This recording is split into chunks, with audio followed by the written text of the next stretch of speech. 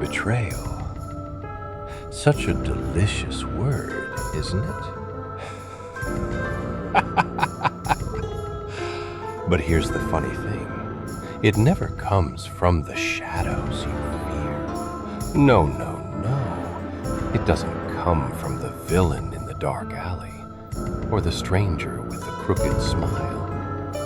Betrayal only comes from the ones close enough to whisper in your ear, hold your hand, or kiss your lips. Strangers don't betray you. They don't need to. Only the people you trust can twist the knife deep enough to make you bleed. And oh, isn't that the cruel punchline? You spend your life fearing the stranger outside your door, but the real danger is already inside, drinking your wine and smiling across the table. That's the genius of betrayal. It wears a familiar face, a trusted voice, a kiss goodnight. You don't see the monster because you've been calling it friend.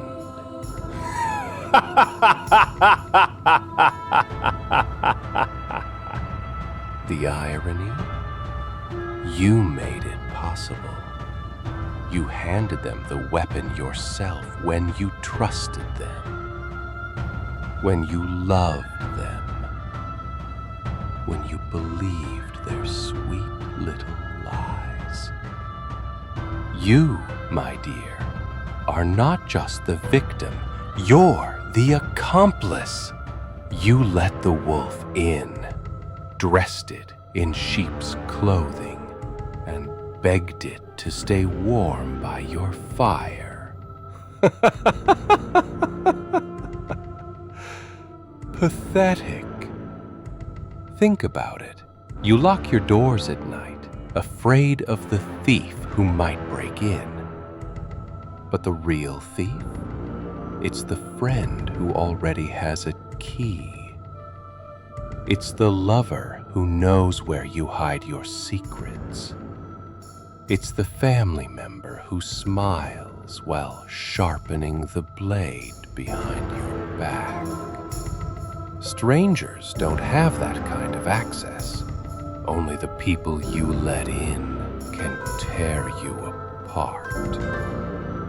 And isn't that the sick comedy of life?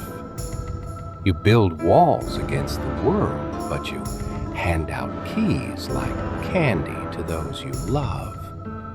Then you act shocked when they use those keys to burn your house down. You didn't protect yourself, you curated your own destruction. Because betrayal is never about the knife, it's about who's holding it. And the cruelest twist? You'll still miss the hand that stabbed you. You'll still crave the touch, the voice, the comfort, even as the wound bleeds. That's the addictive poison of betrayal. It makes you long for the very thing that ruined you. And isn't it funny how you never see it coming? You, with your wide eyes, thinking loyalty is eternal, thinking love is unconditional. What a joke. Love is conditional. Loyalty is negotiable. And betrayal, betrayal is inevitable.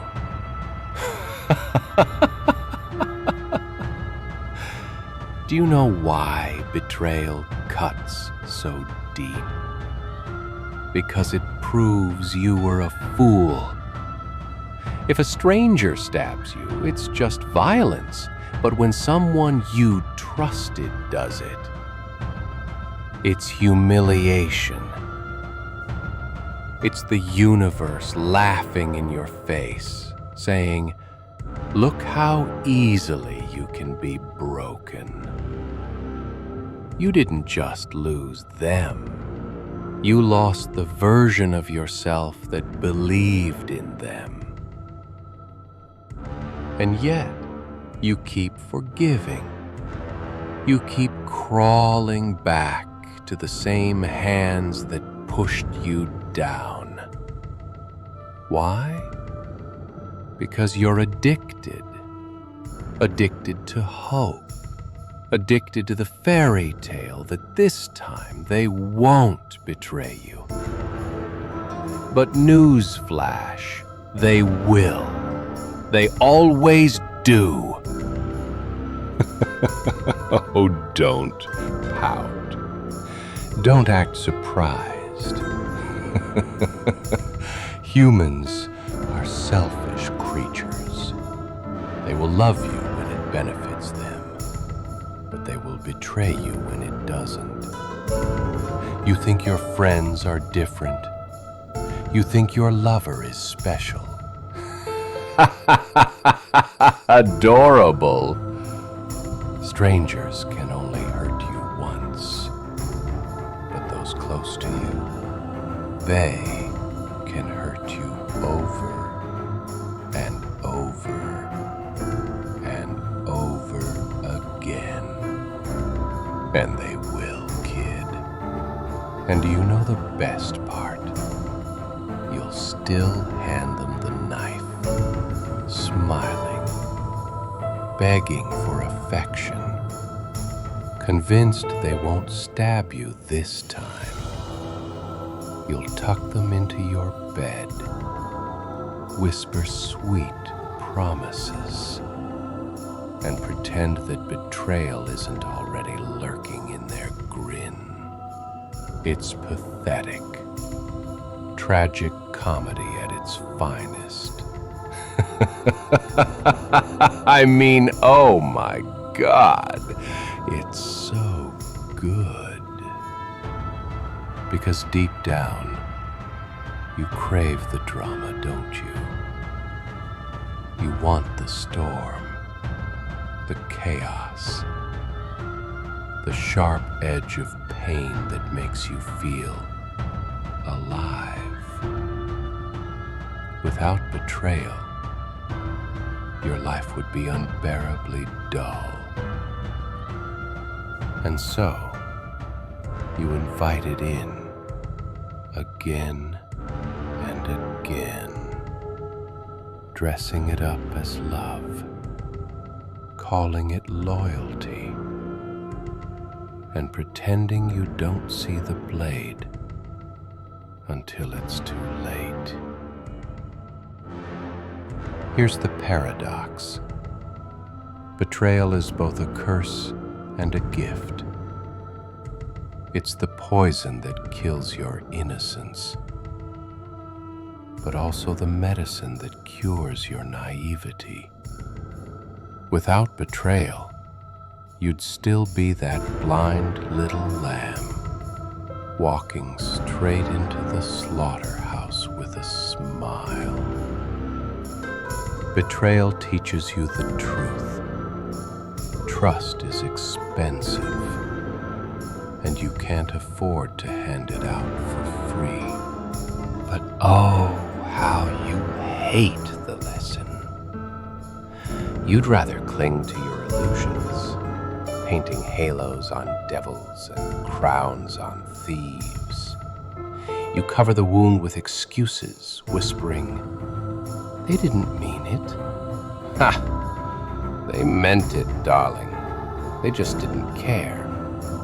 And so, betrayal becomes your teacher, dragging you through the dirt until you finally see the world as it is, not as you wished it to be. No fairy tales, no happy endings, just sharp edges and cruel smiles. That's the truth. and you needed it carved into your skin to finally believe it. So the next time someone betrays you, don't cry about it. Don't drown in your little puddle of tears.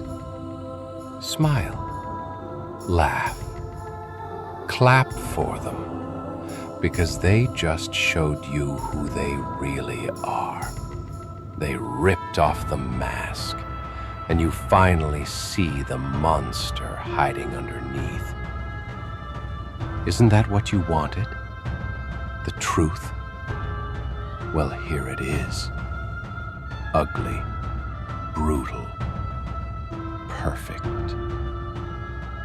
Betrayal doesn't come from strangers. Strangers don't know you. Strangers don't matter. It's the ones you loved, the ones you trusted, the ones you thought would never hurt you. That's where the knife comes from. That's why it hurts. That's why it lingers. And that's why it changes you forever. So go ahead. Keep trusting blindly. Keep believing in fairy tales. Keep pretending that the people you love won't betray you. And when the knife slides in, don't act shocked, because betrayal doesn't come from strangers. It never has. So remember, the next time you feel the sting of betrayal, thank them. Thank them for proving what I've always known. People are loyal only until they're not. And you, kid, are just another lesson in their story.